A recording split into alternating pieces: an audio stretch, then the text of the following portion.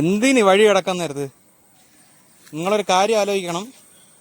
ചെറുതാണെങ്കിലും ഇത്രയും നല്ലൊരു വഴി ഇവിടെ കിടപ്പുണ്ട്. എന്നിട്ടാണ് നമ്മുടെ പയ്യൻ ആ വഴി തന്നെ കയറണമെന്ന് വാശി. എന്താ ഇവിടെ കൂടി വഴിയുണ്ട്. വാ വാ, ഈ വഴി വാ, ഈ വഴി വാ. എന്താണ് പറയാനുള്ള ചേട്ടനെ കുറിച്ച്?